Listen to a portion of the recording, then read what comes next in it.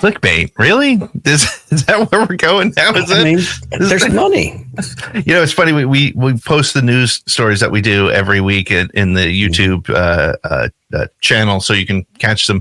And our headline last week about Andor went because Cassian, that's not his real name, Pete. He's got a real name. Diego Luna said he was going to be done shooting. So I made a headline that literally said, Diego Luna done with Andor. And people got pissed off at me. There's comments in there about that's clickbait. I'm like, no, he's literally it's really happening. He's done. He's done. Well, welcome to ATGLive. I am Pete Fletzer. I'm one of your hosts for your Thursday night home for Star Wars news, conversation, analysis, discussion, guests, craziness. And I'm also joined, of course, by my good friend Nick. Nick, how's it going, man? It's fantastic. Looking forward to our guest tonight, all the things we're going to talk about. Ready for more Star Wars talk. That's what we do. Yeah. You were making the clickbait headlines, but what's some of the real headlines we're looking at this week? There is some real news this week. We know that we finally have some details about Bad Batch Season 3, which is very exciting. Looking forward to talking about that. Yep. Also, Daisy Ridley is talking more about the Rey movie. And she says, and I'm not being excessive here, she said it's, quote, cool as shit. I'll take a cool as shit Star Wars movie any day. And also Hasbro dropped some new toys this week. And gatekeepers, unfortunately, seem to be getting some attention in the mainstream media. It's true. And we have a fantastic guest. We have built in this new year ATGLive around having excellent guests every week. We are continuing that tradition. Our good friend, YouTuber Kyle Katarn is going to join us this evening. We're going to talk about some of these news stories, what it means to be a part of the Star Wars fandom. Lots of good stuff on deck. I'm really looking forward to him. But before we get to that, let's do a little bit of housekeeping. That's what we got to do at the beginning of the show. It's in the streamer's bylaws. I don't know if Nick, if you got your 2024 copy yet, that just hit me this week, but make sure that if this is your first time with us, hit that subscribe button and hit the little bell. I don't know if it's a bell, but it says subscribe, and hit that reminder, because now we are live on Thursday nights every week. Thursday night, 8:00 Eastern time, 7 Central, 5 Pacific. I don't know what time it is in the UK. It's a little earlier, a little later for them, but earlier for us. Anyway, hit that bell and keep up with us on YouTube. That's right. And not only YouTube, but we live in a world of social media, and that is the place to still track us down. We are still on Twitter. We will always call it Twitter. That's also in our podcast bylaws. You can find us on Twitter at ATGcast. You can find us on all your other social medias, maybe not quite as frequently, but we're there at the SSW Network. Really, the easiest thing you can do is go to theSSWnetwork.com. It's the one-stop shop for social media, links to the podcast and videos, merchandise, all the cool stuff we have going on. We throw it on there. Excellent. Yes. And if you're going to buy some of our merchandise, make sure to use the code SHILL15. That's no joke. If you use SHILL15, you're going to get 15% off your entire order. Plus, while you're at the website, think about joining our Patreon program. For as little as $3 a month, you will be able to be a part of our live virtual audience when we record interviews for Around the Galaxy and Podcast of the Wills. This past week, we had a bunch of people hanging out with us when we talked to Ethan Sachs, which was great. $3 a month gets you that, plus free swag and some other kind of cool stuff. A better discount than that 15%. So always a good time, especially when you hang out. And speaking of hanging out, we have added in this new year another way to connect with us. We have our voicemail line. Over the last couple of weeks, at the end of the show, when we get to our intercepted transmission segment, we've been playing some of your voicemails. This week is no exception. We've got some voicemails on deck. Lloyd's going to bring this to us a little bit later.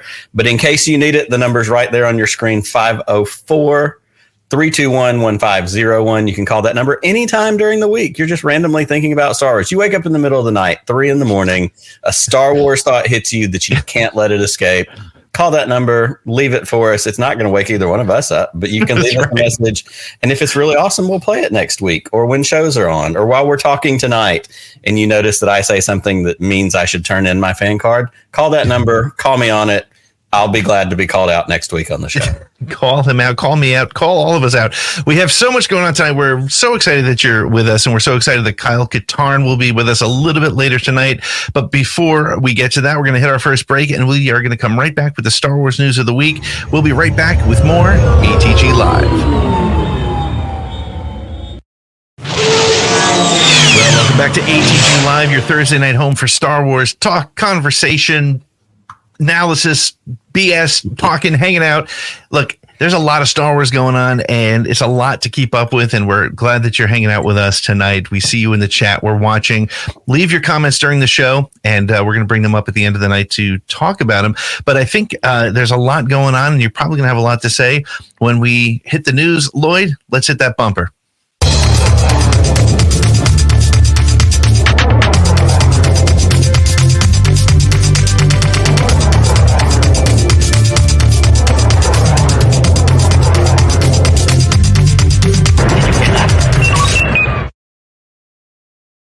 Well, our first news story of the week is that the Bad Batch has returned. On Monday, Lucasfilm dropped the trailer for the brand new season 3, which is the final season of Bad Batch. 15 episodes of the season are going to begin coming up in just a couple weeks, February 21st, with a 3-episode premiere. Season 3 will air the finale on May 1st.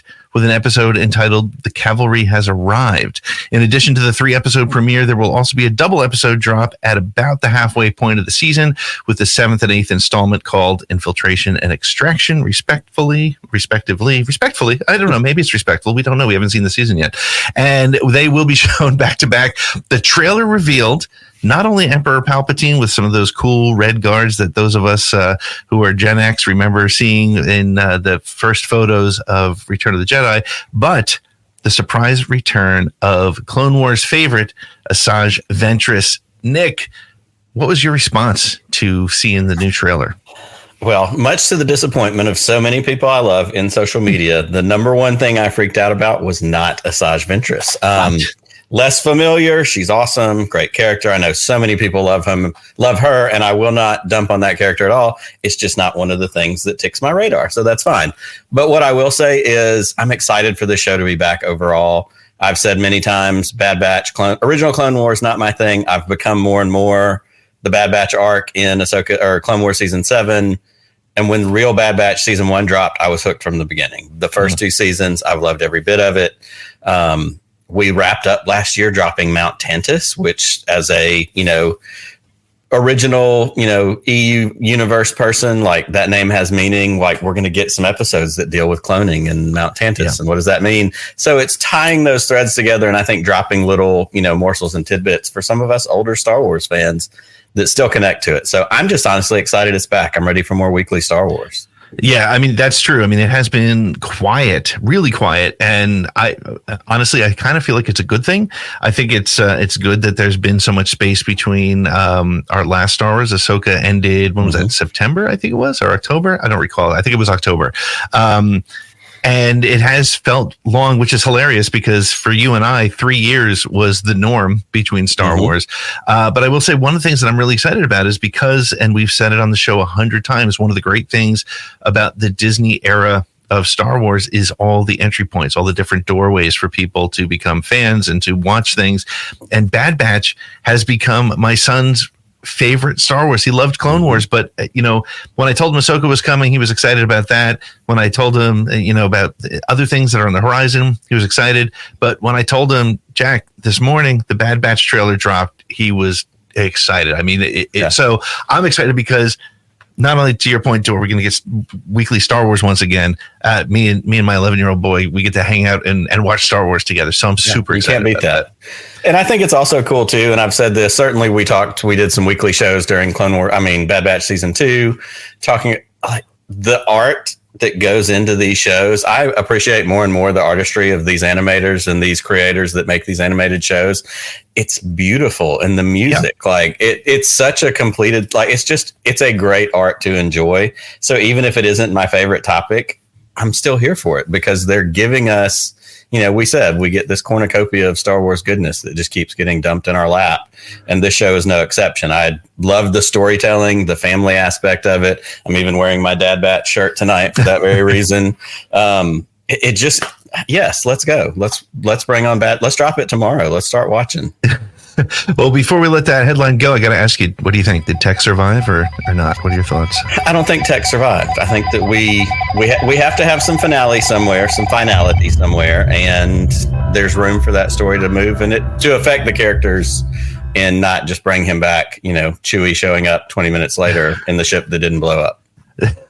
Okay, well, I'm going to go on record saying he survived. I don't want him to. Okay. I mean, I want him to, but I'm going to say he didn't. He did. So, all right, Nick, what else do we have? Totally and by the way, if you're joining us and hanging out, we will have our good friend Kyle Katarn joining us after the news. So hang out with us, put your comments in, and Kyle will be with us shortly. But Nick, what's our next story? Well, Variety caught up recently with Daisy Ridley, Rey Skywalker herself, as she is continuing to promote her new film, Sometimes I Think About Dying. And they did ask her a few questions about the upcoming Rey movie because, of course, it's Star Wars. It's Daisy Ridley. You're going to ask those questions. They had already asked kind of what she felt about Sharmeen Obaid-Chinoy as the first female Star Wars filmmaker. Will that have an impact? And I love what Daisy Ridley said. She said, quote, "The short answer is, I don't know. I'm excited to do the job, but not because Sharmeen is a woman. Her idea for a story is cool as shit," end quote, as we said at the top of the show. The other thing that was interesting is she dropped another little tidbit. She was also asked about the prospect of Oscar Isaac, John Boyega returning, and she said, "You know what? I don't know." She said, "I don't know who's going to be in the movie. There's no release date yet. There's not a title. Like, it's in early development. She knows the big notes of the story, but we don't know who's going to be in it yet. There's still room for Finn and Poe to show up." I love that she said that her decision to join this movie was story dependent. She said if the story wasn't good, she would have been content to say, "Hey, try me again in 5 years. Let's see what we got." Of all the things we've heard, there's been a lot of controversy the last couple of weeks, Pete, surrounding this movie. What do you want to see most in this Rey movie? You're muted, buddy. Muted. How did that happen? Oh my gosh! All right, amateur. That's okay. What do you want to see in this Rey movie? What I want to see, I want to see Sharmeen Chinoy make men uncomfortable. No, I'm totally kidding.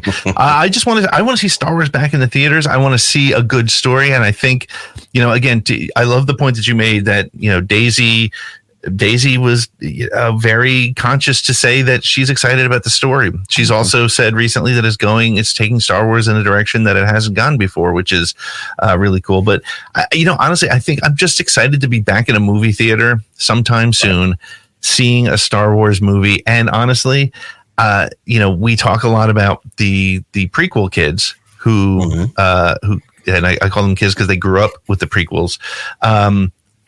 They have their Star Wars, and honestly, there is a generation of sequel kids, and unfortunately, they don't get the attention they deserve because they're mostly very young, and they don't have the masses yet.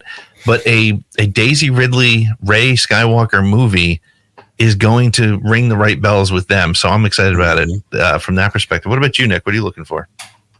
I think that's a really good point, and I want to touch on that just one more minute, which is all of Star Wars is generational. Our generation that started with Star Wars is at different places than it is now. This sequel trilogy generation, when those movies came out, are older now. They're, high school, college, the ones that were kids when they saw it, like when we saw the original trilogy. So it's going to hit differently. And that's going to continue to be a hallmark of Star Wars for as long as they make that, is we're going to see these revolving doors. And it related to me about baseball announced the Hall of Fame inductions, who was going to be in the Baseball Hall of Fame this year. And they finally said it's kind of a transitional point this year where a lot of the people that I grew up watching, they're all in the Hall of Fame. And now it's younger players that are going in because those eras are shifting. So I'm excited about the shift in eras. What do I want to see? I mean, I do want to see Poe and Finn in this movie. I want to see Finn getting some Jedi training. I want to see him, conflicted, struggling. I mean, he's been conflicted through everything he's been in, but a different kind of confliction, learning to be a Jedi, struggling with his role, in this new aspect. And certainly with Rey as a master, there's a lot of good ground to tread. And, I'm going to be excited for all of it, but let's get some more Finn and Poe in there with Rey. Yeah, I'm all for that, man. Let's see that for sure.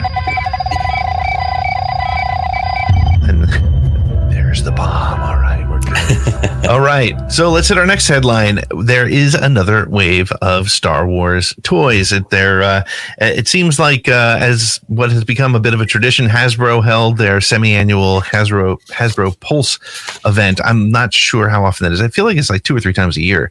And they revealed the next wave of Star Wars action figures. There are 3 big Black Series figures that were announced. Those are the 6-inch larger format ones.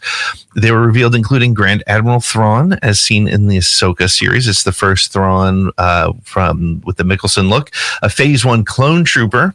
And my favorite of this, the rolling droids, the battle droids, also known as droidicas, as first seen in The Phantom Menace. In addition, there was a huge drop of vintage collection figures that included Captain Rex, various characters from The Mandalorian Season 3, X-Wing pilot Luke Skywalker, and a special 2-pack of Sabine Wren and Chopper that includes a couple of Lothcats. So that is awesome. These will be released sometime between now and spring of 24 and spring of 2025. I will say this, and I feel like I'm obligated to say it as somebody who's been a fan as long as we have, who've grown up with the Star Wars toys. It's disappointing that they're hitting so late, and I don't want to be that guy. But I do feel like the Star Wars toys hit so far after a series. I mean, if you're going to get I don't know the release dates of these off the top of my head, but if you're going to give me a Grand Admiral Thrawn in December of 2024, a year after the show's been on, it feels a little late to me. And I think that's why maybe the toy sales aren't what they used to be. I agree with you. And I want to be positive about this. I love Star Wars. We love Star Wars merchandise and toys. And as you can see by our backgrounds, we are susceptible to all the good marketing that goes into all of those things. But I think that there's an issue here, and it almost seems like, and I don't know, the issue I think is that Star Wars toys have become for adults. Star Wars toys aren't for kids anymore. And so what happens is, if Jack is really excited about Ahsoka figures or Bad Batch figures or whatever it is, they're not going to be out for another year. So he's going to lose interest. It's not going to be there. They're playing the long game, going, the adults that love this crap and have money, they'll still buy it a year from now, or they'll pre-order it now, forget they pre-ordered it, and then it'll show up at their house one day. Target will cancel the order. Yeah, or the order will get canceled. And so I feel like the toy strategies are not as kid-centric. They're not as toyetic, to borrow the word from Hasbro from back in the 70s and 80s. And I think that's where it kind of breaks down, because I look at some of these things and I go, yeah, that's cool, but I don't need that. Like, I'll enjoy that in your collection. If you want to buy it, show it to me. But if my kids were really excited that there was a new Baby Yoda toy and they couldn't get it for a year, because, we can order it, but it's not going to be here. Kids, that's too much. It doesn't work. I mean, that's a great point. I mean, kids have that very short attention span, and they want to watch the show and then go play with it. And it is interesting to see that. I mean, I think, look, they took a risk with Baby Yoda from Mandalorian, and it paid off. People were willing to wait because he was so damn cute. But are they willing to wait for Captain Enoch from Ahsoka in 6-inch form? I think the collectors will, the people who have them lining their shelves. And if that's what you collect, like, everybody collects different things. So they're going to hit those collectors. But I think unfortunately it may lead to more in the bargain bin. Well, and we even have it from our friend Greg right here in the chat. The Thrawn figure is slated to be out January 1st of 2025. That's a year from now. Yeah. We could have Ahsoka season 2 before that Thrawn figure comes out. I was going to say, we might be ready for the movie that he's going to be in. Yeah, it misses its connecting point somewhere along the way. I think we've gotten off track, and of course the money and the resources are with older fans and adults who can now make bad decisions and buy toys. But Star Wars is built on kids and imagination, and what we all did as kids, which was play with our Star Wars toys. Absolutely. Well, keep hanging out with us. We have one more headline, and then we have our special guest coming up, Kyle Katarn. But before we get to that, we have one more headline. Absolutely. Phantom Menace this week kind of hit a little bit of the mainstream media. Ordinarily, a well-known Star Wars YouTuber, this one in particular, would not make our weekly news shows. But the bad take that he had recently gained the attention not only of Rolling Stone magazine, but NBC News. And so when that happens, last Saturday, Rolling Stone ran an article that outlined popular YouTuber Nyatos Dadbay, better known as Star Wars Theories, recent interview with a pop psychologist, Sadia Khan, in which she said, quote, "Women don't even like Star Wars," end quote. So when Star Wars Theory initially posted this interview, he said, quote, "I loved her response. Share or repost if you agree," end quote. Well, the article in Rolling Stone and on NBC News highlighted outcry from women in the fandom, understandably so. but also brought attention to this darker side of the fandom. Pete, we're aware of this person. We're aware of people like this who have done these kinds of things in this fandom for many years. Social media has certainly not helped that any. It's one thing when we see it in our social media, in our circles as Star Wars fans, but when it hits national news, Rolling Stone's one thing, NBC News is another thing. It becomes a different deal. So why is this more important than some of the usual, kind of fandom menace nonsense that we are used to seeing? Well, you bring up a really interesting observation, and that is a lot of this sort of fandom menace kind of stuff, and that's such a broad description to use, but it usually ends up staying in social media, right? There'll be a Twitter eruption, there'll be a social media eruption, there'll be some videos made, but this now has hit the mainstream and it's gatekeeping at a new level, right? And I always think back to, and Nick, you and I have talked about this. I remember before my dad and I went to Star Wars Celebration, and out of nowhere he said, "Hey, what is this that they're recasting The Mandalorian?" I said, "Where did you hear that?" And he said, "Oh, Mike Zero." And the problem is, you're getting these clickbait sites, these sites that are making money from building up the gatekeeping to new levels, which are infiltrating the regular fandom. Now, that on its own is a problem. And people will say, "Well, Pete, you have a problem with him making money. You're jealous because your show and your channels don't do as well." I'm not jealous. I'm disappointed. And I'm disturbed by the fact that gatekeeping at this level has now evolved from. Look, here's the story with Star Wars Theory. He created a $100,000 fan film.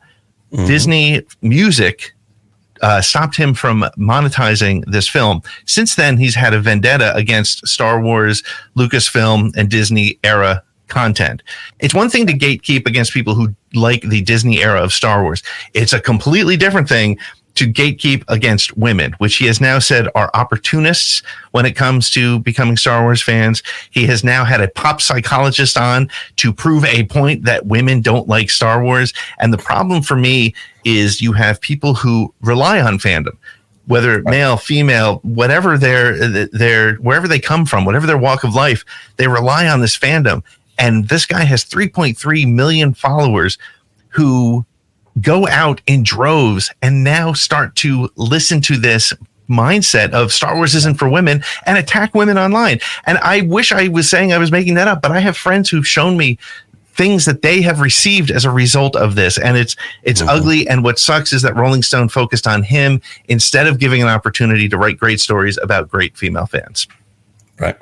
Yeah, it's just disappointing. And like you said, this is somebody who's got 3 million subscribers on a YouTube channel. He's making money off of this. It doesn't matter what he says, it makes money. And it's an opportunity where it could be a platform for inclusion and positivity and fandom. And the thing that we all love, which is freaking Star Wars. It's a big, fake, dumb space show. But instead, it empowers these certain people on the other side of the coin of somebody like your dad who doesn't understand the source isn't good and it's not accurate news or whatever. It's a chance for somebody to parrot the same thing he said out into their little structure. It becomes then they told two friends and they told two friends and so on and so on. And then it spreads. And like you said, our friends in our social media spaces and our content creators are being bombarded with messages telling them they're fake fans and much more horrible and ugly things than that. So it's very unfortunate that somebody with that kind of reach, this is what's happening with it. Yeah. And as you know, I could go on for hours about it, but hey, we have a great guest waiting to join us, and I'm sure we'll touch on this topic a bit with Kyle, but that's it for the news this week. We will be back in just a minute with more ATG Live.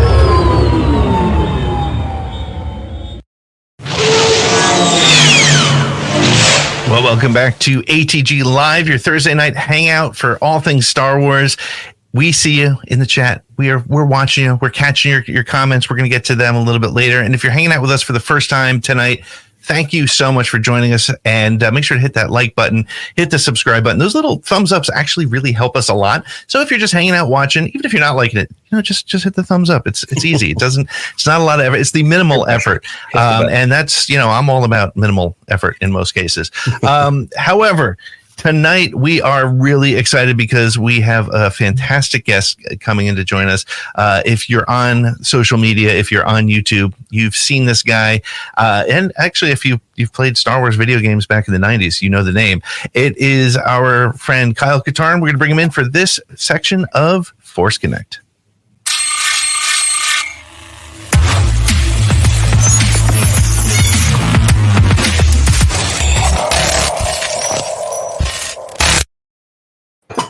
Kyle Katarn, how are you, my friend? Hello there. Thanks for having me on the show. Nice to be here.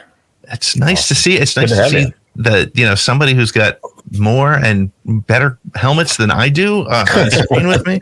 I think we got a lot of the same helmets. I was playing over your shoulder there. Yeah, other than that really cool custom-made Mando helmet you got back there. But so, Kyle, for the people who don't know you, I'm excited to have a fellow shill online with me, but tell us a little bit about yourself and what your social media Star Wars presence is all about.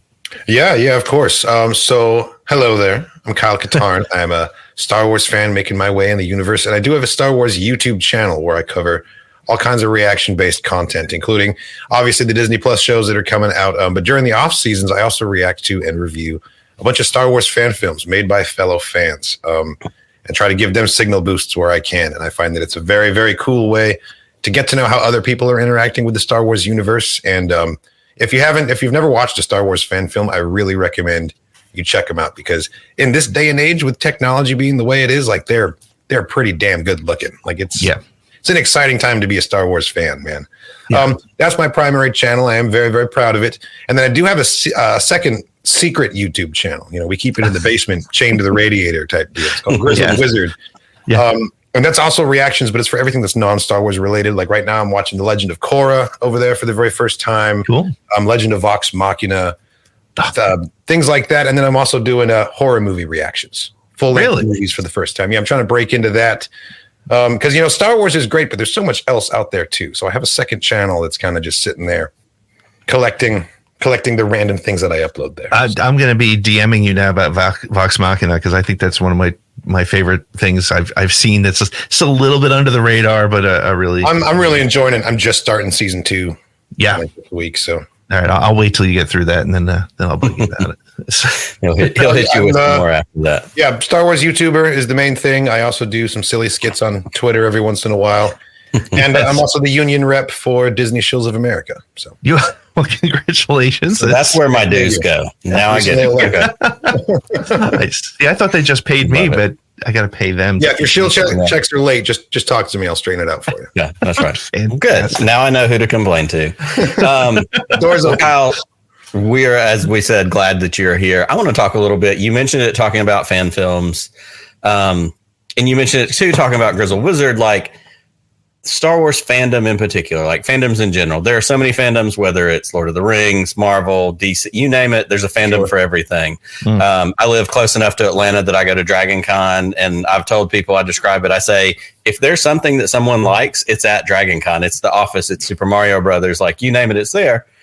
But Star Wars is its own kind of special fandom, and it lends itself, I think, to several things. You mentioned fan films. I remember going back to being in, college and watching Troops when Troops came out. It's one of my favorite Star Wars things still to this day. 97, that one. Yeah, 97 exactly. That was? Yeah. Sorry to call you out there, that's was okay. 3 years I was ago. in college, so. Yeah. But yeah, Troops, fan films, but cosplay. At this point, podcasting and content creation, and there's so many of us out doing reactions, watching shows, getting together with our friends, creating these spaces. What do you think it is in particular about Star Wars that is so immersive for fans to find a way to get involved? Gosh, this is actually something that I've thought a lot about, because obviously it's had such a strong hold on me for most of my life. Like, what is it about Star Wars indeed? And for me, I think what it is the fact that it is able to feel simultaneously so alien and unique and yet accessible. Like there's something about it where I, at least for myself personally, I can really mentally transport myself into the universe as I'm watching Star Wars in a way that I don't really feel like I can do that with Lord of the Rings. Sure, I could do that with what have you, but it's effortless with Star Wars. You just fall right into it. And it's always been that way. I mean, ever since I was a little kid, I think escapism is really the name of the game. And the fact that Star Wars plays so heavily on all of the archetypes of Joseph Campbell's hero's journey, like that, those archetypes are established for a reason because they resonate so deeply with everybody, you know? Yep. And so it's so easy to have any one of those characters like really strike a chord with you on like a very deep level. And I think that's what keeps bringing everybody back to Star Wars. Not that that's really unique to Star Wars. Like I feel like that is true to some extent of most big franchises. But to Star Wars is just like to the nth degree. You know, does that make sense? Yeah, it really does. And I want to drill down on part of what you said, which is, I don't know. I haven't watched a single Marvel movie where I looked at Robert Downey Jr. and I was like, I could do that. I've never, Batman and went, I could be him. But I watched Star Wars I was born in 78. Like I watched Star Wars as a kid growing up, watching Han Solo going, I could totally be Han Solo. He doesn't have it all together. He's, flying by the seat of his pants. He's charming. He's whatever. Like that felt real. Exactly. The dumbest thing I can say that, clip this out later, Pete, and, use it against me online. The only other thing I've ever watched like that was James Bond. Growing up watching James Bond, I was like, this is a dude and like he's smooth and he gets away with stuff. And in the newer Bonds, like with Daniel Craig throwing the gun at the guy in Casino Royale, like there was that similar moment. And that's a guy thing, I think, to a degree. Like you watch a movie and go, yeah, I could totally do that. But I don't watch Lord of the Rings going, about it for sure. Yeah, I don't watch Lord of the Rings going, yeah, I'm totally going to ride a horse and shoot bows and arrows and sling a sword at someone. But something about Star Wars and those, like you said, those tropes, those Joseph Campbell-like connecting points is something that I looked at and went, I can see myself in this story more than a million other things that I've watched. I completely agree with that. Yeah, well, but the thing that like I think it's I think some of it also has to do with the collectibles, and I am and maybe I'm just completely in just the Star Wars world, right? Because obviously that's my main focus, but like there's so much of it, and George was brilliant to keep. I mean, for those of us who were, I was 7 when I saw Star Wars in 1977, like my way to relive Star Wars was through the action figures and the toys and things, and now it's the helmets and whatnot. Do you think that drives it, the accessibility of the cosplay? I mean, again, you are into a broader range of fandom, I think, but is Star Wars in its own sort of category from that perspective, do you think? I think it is. I don't know by the statistics if it is in fact the most heavily merchandised franchise out there, but it's got to be on that short list for sure. Yeah, and it always has been. I think.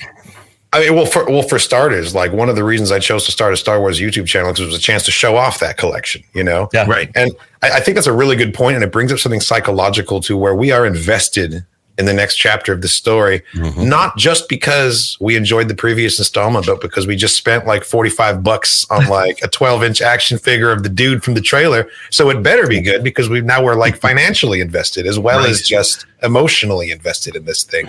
Right. Well, I mean, remember the conversation. I bought 3 Constable Zuvios. I'm after the Force Awakens trailer. All right. I got burned. You had high hopes for that guy. But I mean, do you remember the online conversation after the Razor Crest was blown up in Mando season 2? People were, because they had just released the Hasbro Pulse, and one of my favorite stories of all time from doing Around the Galaxy was when I had Hal Hickel on the show. When I interviewed him, I had the Razor Crest Lego set behind me, and I was talking about how much I love the Razor Crest. And literally within 24 hours, I watched it get destroyed, and he couldn't say a word to me the whole time. So, and if I can chime in just on that same point about the accessibility of the stuff, like as a kid, I had my action figures. I had the things that I played with in the early 80s. But there is nothing I wanted more in my life growing up than was a original OT Stormtrooper helmet. All through college, right. all through everything. Same. And now I reach a point in the mid 2000s where, thanks to Hasbro and the Black Series over here over my shoulder, like it was $130. It wasn't even like an Anovos or something fancy, which those are awesome. but it became accessible. And so now, like the Biker Scout helmet, that's the number 2 on my list. It's out there. It just hasn't made it to me yet. But like, shut up, Pete. I don't want to hear about it. But that accessibility of those things, I think, really is a key important part of it. Whether it's lightsabers, cosplay, that's another thing. I know you've done. I was about to bring cosplay up. You said earlier as part of the fandom community. Think about 3D printing, and for those of us that were in the fandom before 3D printing was commonplace, think about what that's done for cosplay. Unbelievable. It's crazy what people are walking around wearing at cons these days. So I mean, we were all at Celebration in Anaheim, and just to see not only the like traditional 501st, approved, screen accurate, all that stuff, but like the R5D4 that was the AAA or the AARP, R5D4 with the old guy in the walker, the creative things, like all of that stuff. Like there's so much in there, and literally you go, I see myself in this. This is the thing I want to do. And that's what is so beautiful about it, is because I think also, Pete, the point you made earlier is when we go to Celebration, all this gatekeeping, all this nonsense that we see and talk about online, that's not at Celebration. There's not a circle of people standing out in front of the building going, if you don't like Star Wars, you're a girl, you can't come in. If you don't like this, you're not welcome here. Like, it's just fun and people loving something, which is what we want to do. Yeah. Yeah. So, I mean, and Nick, you brought up fandom, and it's such an important, and it's really a personal thing to people. And as we touched on in the news, and I want to get, because I know, like, we joked a little bit about it, but it's true. Both Kyle and I have been called out by some of the dumbest people online, who have nothing better to do than to call people who actually enjoy something a shill, which I still don't understand the logic there. But that being said, I would like to say I quite enjoy that. I would like to shout out to Melvin for the 3rd bathroom in my new house. But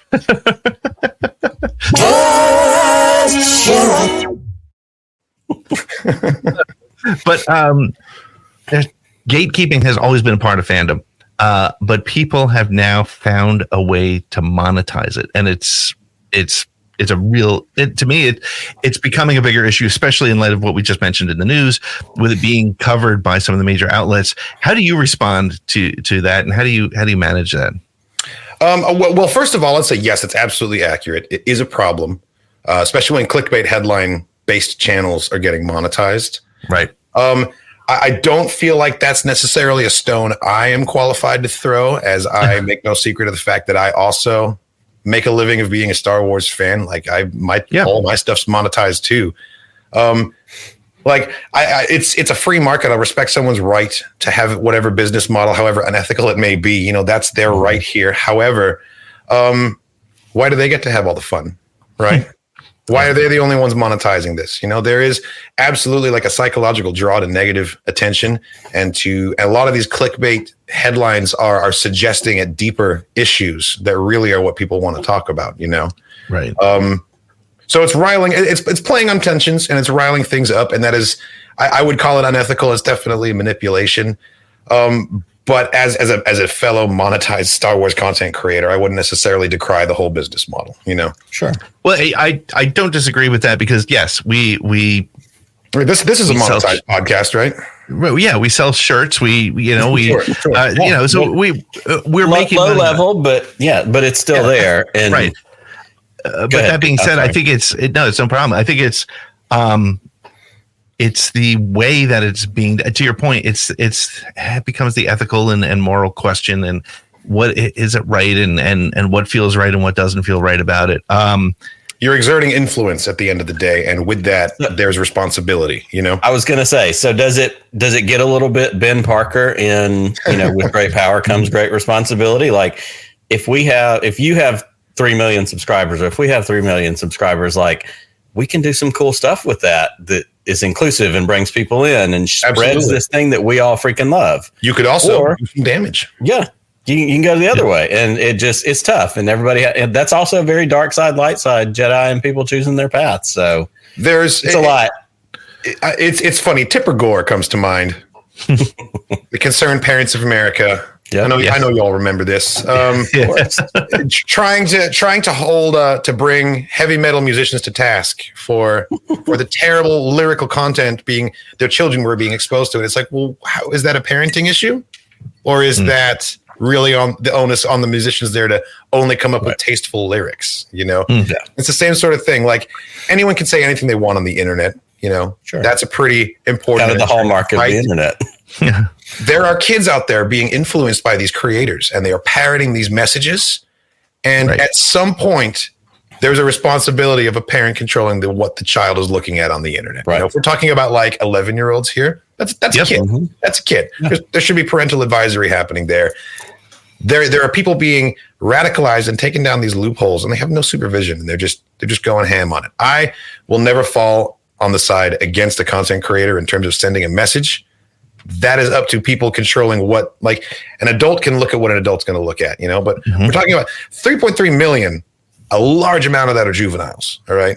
Yep. Mm-hmm. Like it's a known fact that in the statistical breakdown, that's mostly children. Yep. And there needs to be some oversight about what your children are looking at on the internet and the messages they're being exposed to. And I don't think that any one creator can be saddled with that responsibility. Mm-hmm. Having said that, 3.3 million is fucking huge. And you know that you have influence. You know how much weight your words carry. Yep. And you can't be ignorant to that. Any ignorance to that has to be willful at that point.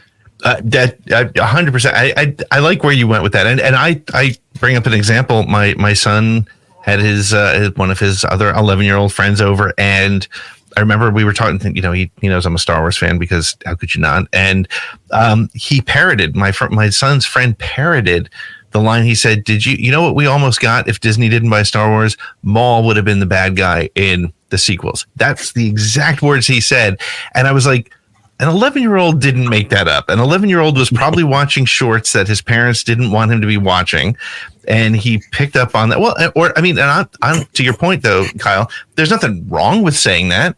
It's not like, but man, it's influencing those minds for sure. Therein lies the problem. It's that influence. Yeah. And the parent might know the kid is watching a Star Wars podcast, but it's Star Wars. Right. How bad could it be? There's a stigma that comes with Star Wars where, they're talking about childish laser stuff, not internalized misogyny. Like it's a whole different. Right.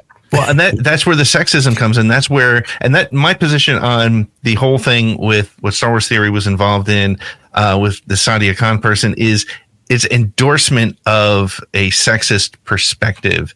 And that's to your, and I wholeheartedly agree. It's the people who are not policing their children watching you shouldn't have to police your child watching a Star Wars YouTube channel. Should never have gotten to this point in the first place, quite honestly. Yeah. Right. Yep. What are we doing here? Yeah, exactly. Yeah. Well, and you hit that exactly on the head too with parental responsibility. I have 4 daughters, 15, 11, and 7. We fight with my 7-year-old all the time because all she wants to do is watch YouTube. I'm like, you're 7. You don't need to be on YouTube, because it starts out with Cat and Sam or whatever the hell it is. And then all of a sudden she's clicked on the next video and she's watching conspiracy theory video, whatever it is, like the algorithm and the way those things are designed. So there is. You turn your back for 1 minute, she's calling you a cuck. Yeah, that's it. That's it. That's totally it. Star Wars is woke, Dad. Did you know that? Yeah. Exactly. All right, Dad, I'm red-pilled and based now. Jesus. So here's the question as we talk about this. What is the best way to deal? Some people say the best way to deal with somebody like a Star Wars Theory, a Melvin, a whoever it is, ignore it. Don't give him air. Don't give him oxygen for that fire. Sure. I know you have addressed some of the stuff that goes on. Pete addresses some of the stuff goes on. I tend to be a little bit more in the, I don't give a shit about you, I'm moving on kind of. Valid. What do you feel personally? Like, how do we as fans do what we feel like is best for us as the fandom who want to enjoy Star Wars and be positive? Where do you fall on that? When it comes to navigating the fandom community and trying to like tiptoe over the negative and the toxic discourse that's kind of way too pervasive right now, to the people that say just ignore it, I would say, yeah, you're right. For the average Joe in the fandom community, ignoring it is the best option. That's the best way to snuff out a fire is to deprive it of oxygen. However, having said that, the larger your platform becomes, the more your following increases, the louder your silence gets too. Mm-hmm. And so I feel like if I am in a position to make a statement of my own to counter that narrative in some way, it would not be responsible of me to let that opportunity go by, since I have a reach of thousands of people, Mm-hmm. It's like I said before, why should he be the only one to have any fun here? If you're just some guy, you could say whatever you want. Who's going to be standing around to listen to you? It's when you have a larger following, though, it actually matters what you say. which is kind of the whole issue here, right? In the first place. Yep. And I'm on a smaller scale than that. You know, I don't have millions of followers, but I do have a couple tens of thousands. And I think that with that comes the obligation to, you know, I don't know, follow my own code of ethics. And I don't feel like sitting idly by while statements are made that, you know, that damage other people and their enjoyment of Star Wars. Star Wars is for everybody, and it should be. Absolutely. And going back to what you said about gatekeepers, I mean, it really boils back down to what we said about the toys. You know, people that gatekeep Star Wars are just having a tantrum watching someone else play with their Star Wars toys, you know, whether that's the filmmaker, whether that's the female Star Wars fan across the room, you know, like, no, you don't, that's not how Boba Fett makes a noise. You can only play with it this way. Like, that's kind of the mentality that people sort of never evolved out of. And I say never evolved out of because I'm referring to the adult Star Wars fans, but it's really hard to tell who is who because there's plenty of people that are simply in that adolescent phase. Right. That's how they engage with the world around them. And on social media, their voices are just as loud as everybody else's. Yep. I don't have any ill will to the followers of this man. I think that his followers are all passionate Star Wars fans. Sure. A lot of them are rather misguided, and I would assume pretty young. I don't think they're bad people. I don't think necessarily the majority of them are sexist either. I just think that they are impressionable, and they are getting messages from potentially a pretty toxic source. I don't want anyone to feel like I'm passing judgment against them by being a fan of Star Wars theory. You know, you do you. Yep. I would only wish to introduce maybe a little bit of self-awareness to some of these people with the way that I see them interacting with other fellow fans on Twitter, saying the most dehumanizing things, saying the most like rude and vile and spiteful things just because someone has a different opinion about your fake Space Wizard movie. Yeah. Like, there's no way to take a step back and look at that and not feel like a total loser. Like, I just yelled at someone because of Star Wars. Like, good for you. I showed them. Good for you. Yeah, we'll add that to your resume of achievements.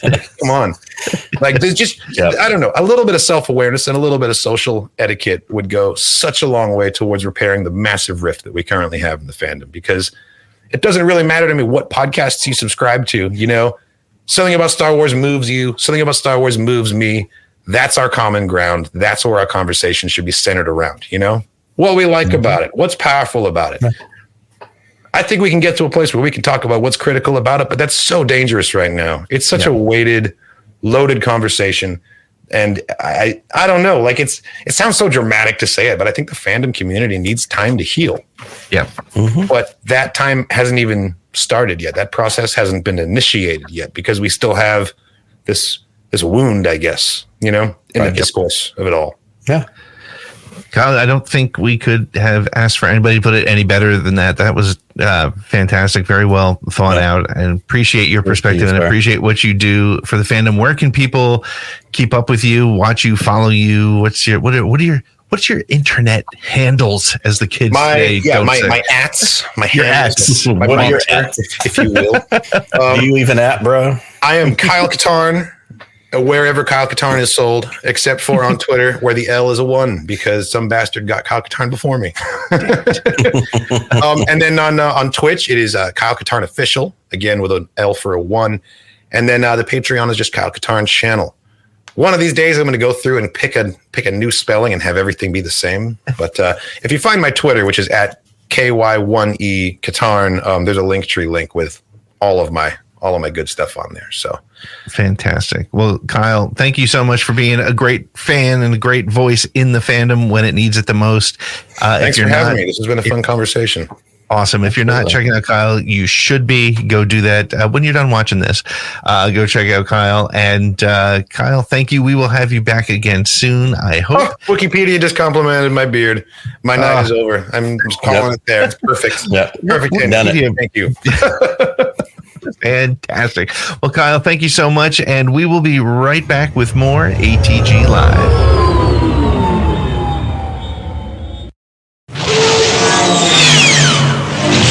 Welcome back to ATG Live, hanging out on a Friday. It's not Friday. It feels like Friday. Dang it. We're still used to we did Friday for 2 years. We did Friday for 2 years. But you know what? I'm digging the Thursday thing. New Friday. New Friday. Man, Kyle was fantastic. Loved his So great. perspective. It's really, really great to hear that point of view. Before we get to your comments, which we've been watching, and we're gonna have some opinions on it. We'll bring in Lloyd in just a second. Just want to say, if you're hanging out with us for the first time, make sure to hit subscribe on that YouTube thingy there, and also make sure to share this. Tell somebody about it. If you enjoyed this conversation, if you enjoyed some of the people we talked to, enjoy what we have to say.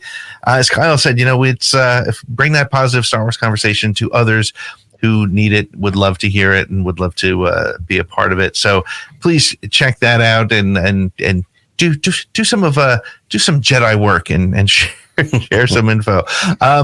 We are going to hit our intercepted transmissions. Where are those transmissions you intercepted?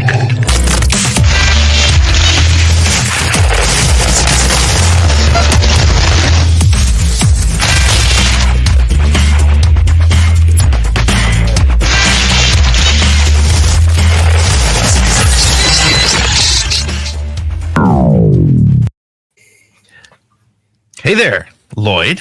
How are you? I'm good. We didn't get a chance to share our. We all have ordered the Kyle Katarn. Yes, we've all Chode ordered the lightsabers. We all have our. Nick's got the ultimate. I got the limited double edition. bladed. That's right. Yeah, I got the second limited Mine edition. said Wegovy on the side. I don't know if that's weird because it's like a pharmaceutical thing or what, but I got you beat because mine said Charmin. So Oh, nice. yeah, 69 out of 420. That's my placement. Wow, man. Well, Lloyd, you've been watching the chat. You've been marking some of the comments. We want to address some of the people hanging out with us. But before we do, I think we got a couple voicemails. Let's hit those first. I got you. So they're labeled funny. So I'm just going to kind of hit them and see what you guys think. Okay, let's see what happens. Hey, yeah. I think you guys should, read Star Wars comics. I know the other guy does. But how about Nick and Pete? How about you guys read some Star Wars comics? Thank you very much. Take Okay, that's what you will.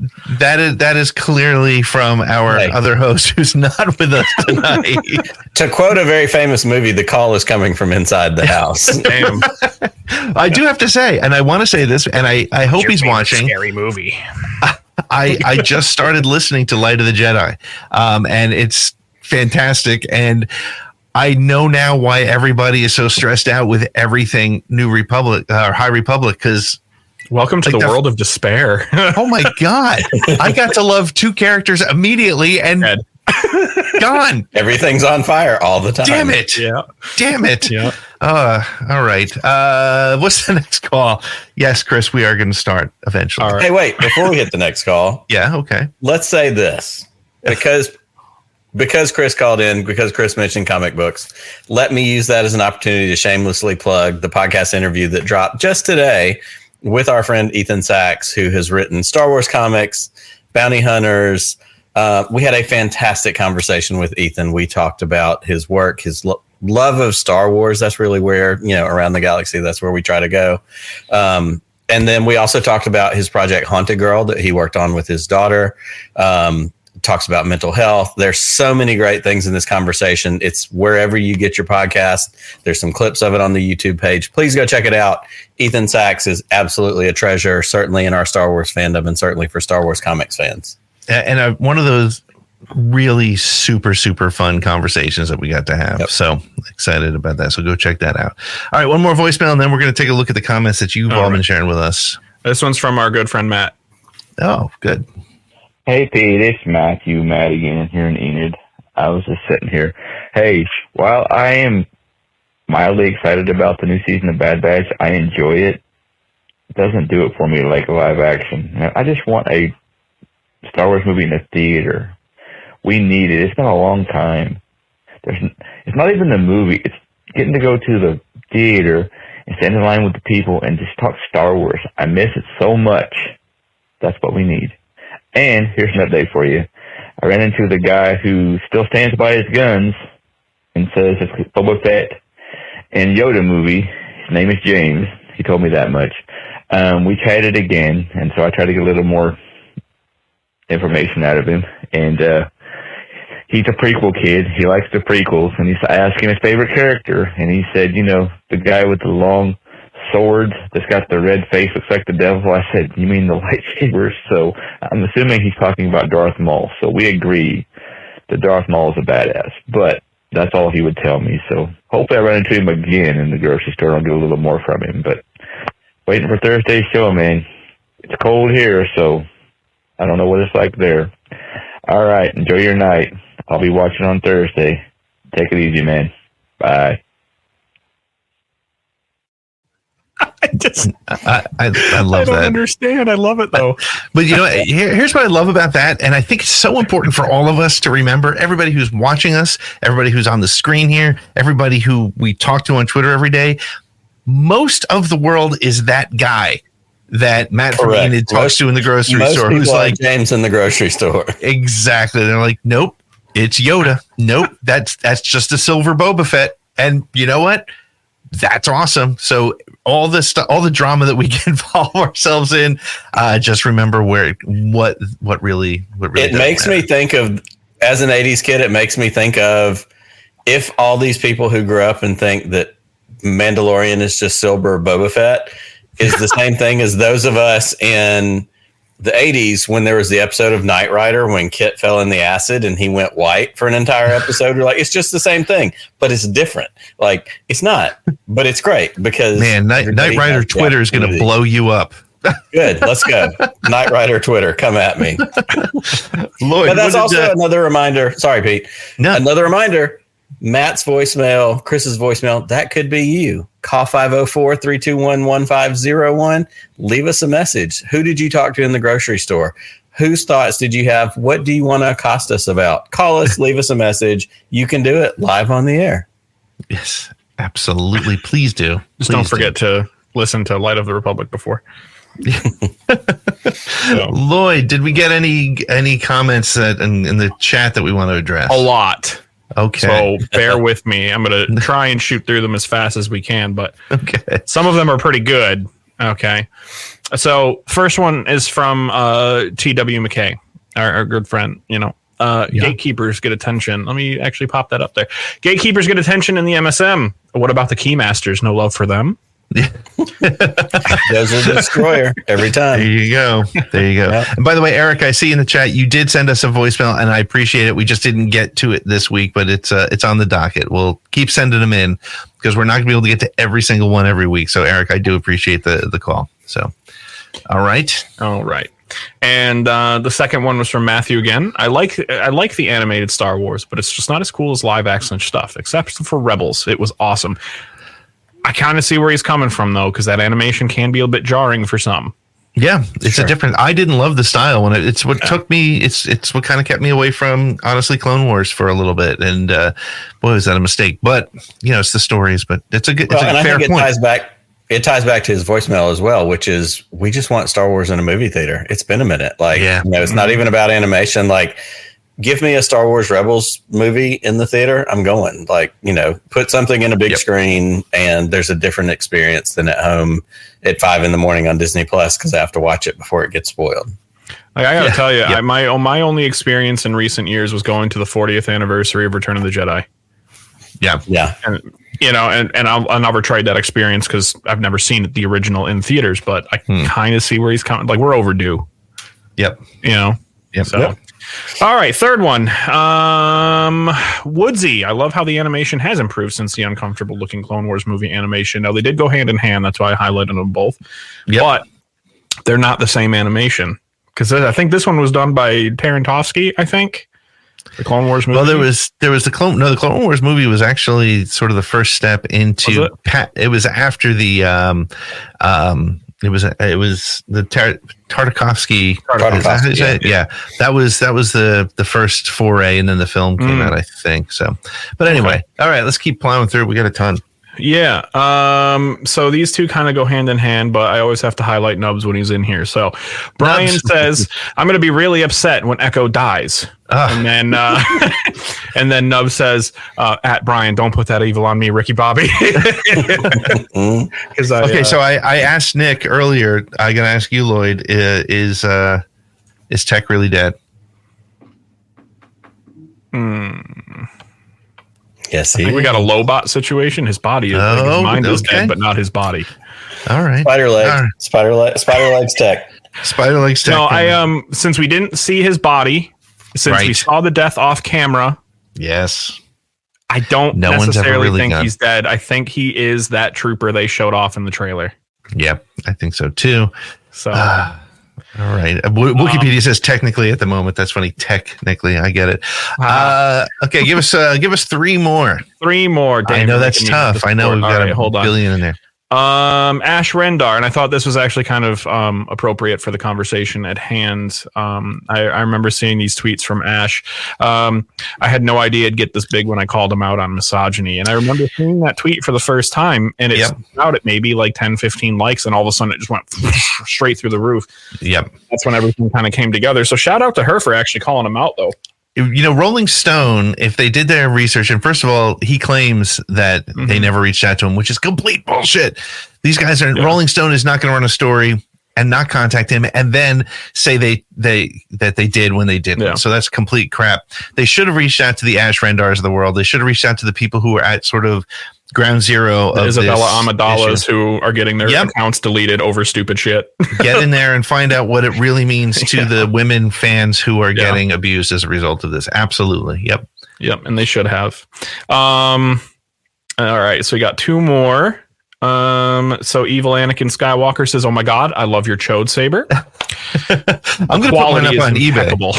I love Kyle, but I think if I put this on eBay, I can make out with that. So I'm going to put that up there.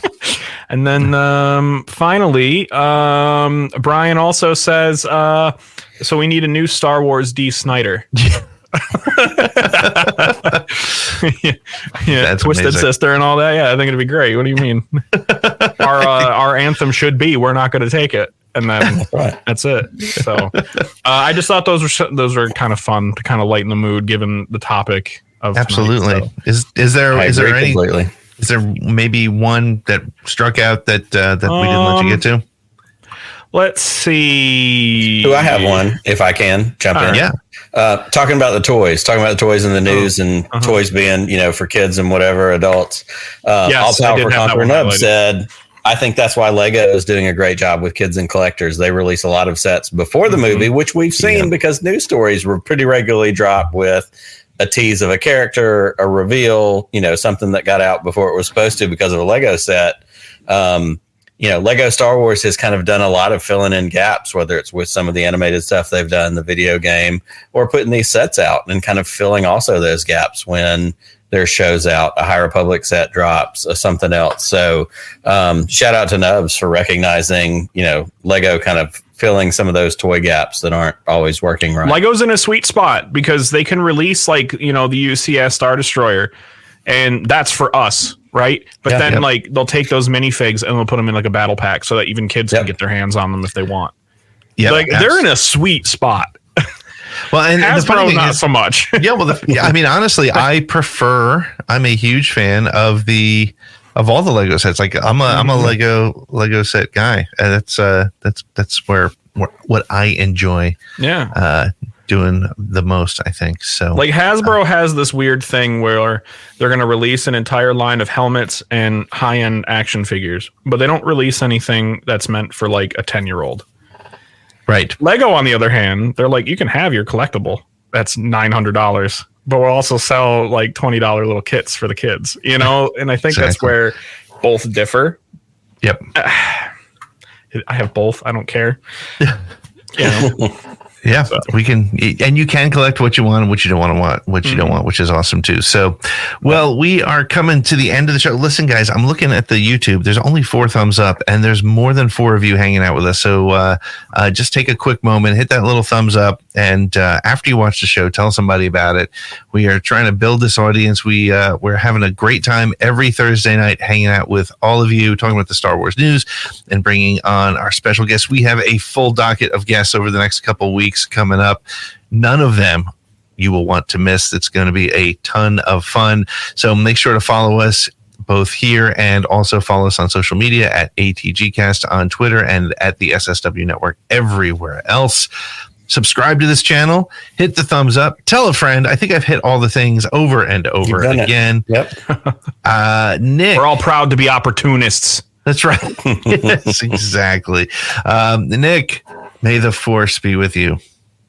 Always. Just one more round, friend, then homeward bound, friend.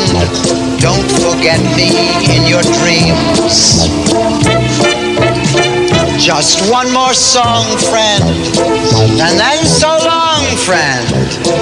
The nights get shorter, it seems. Just one more rhyme, friend. Yes, it's a crime, friend. But you know time, friend. Time can fly. So it's good night, friend. Good night, but not goodbye.